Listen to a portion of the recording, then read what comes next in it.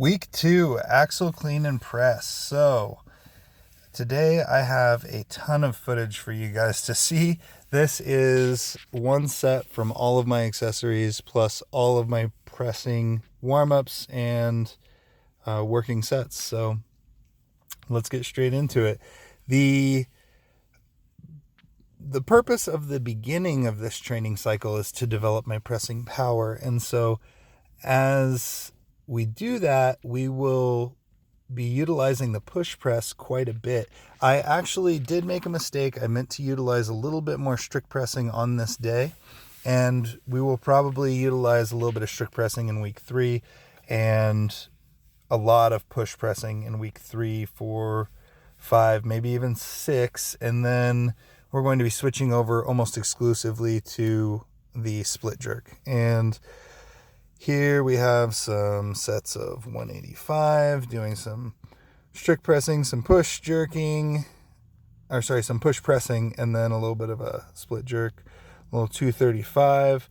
I really need to write my training down a little bit more accurately. I have been a little bit slapdash to this point. I just need to hunker down and write that training out very specifically. I've been focusing more on my clients than myself. So I need to prioritize that quite a bit. So moving on to 275, looking strong. My hips are a little bit forward as I'm coming down. That split jerk was pretty all right. It was a little bit forward. Here we have 305, and this is the top set for this week. Triples at 305 on the push press. A few of them were out front, and I believe I filmed the set of 4 on the push press with 305. I was trying to keep the bar a little bit more in the groove that I want it to be in.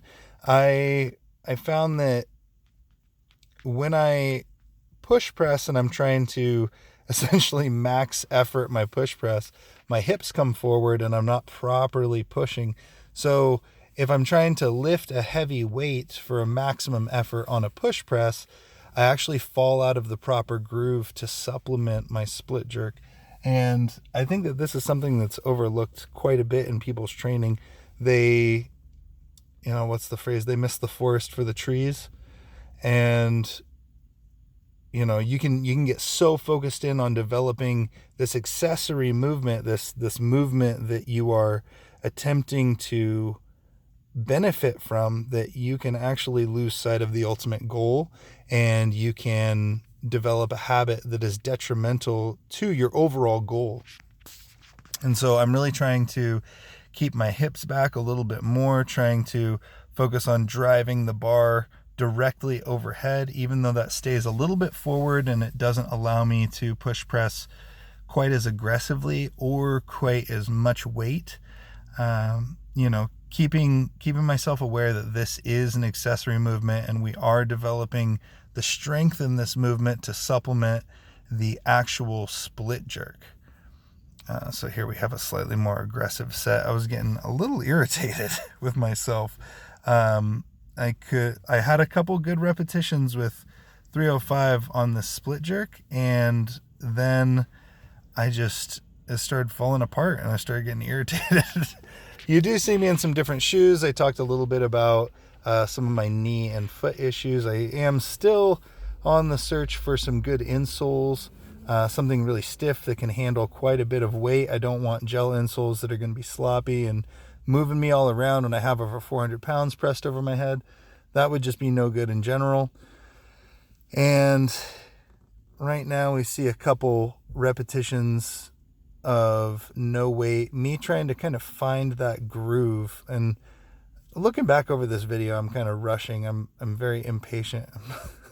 I'm also out of breath. It's kind of funny to watch this. Overall, this was beneficial. This was a good day of pressing. I feel like I got some really good work in, especially with the axle. And we rounded out some of the pressing for the day with some breathing incline press. Did 3 sets of this as a standalone exercise. Again, this is an exercise when you bring it down to the chest, you breathe all the way out, you breathe back in, reset and press, and then come back up to the lockout and breathe it back, or bring it back down to the chest, breathe out, breathe in again, reset and press. And you're removing all of your stretch reflex from this exercise.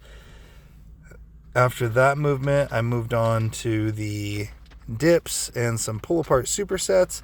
I like to do these pull aparts. I like to set them up a very particular way.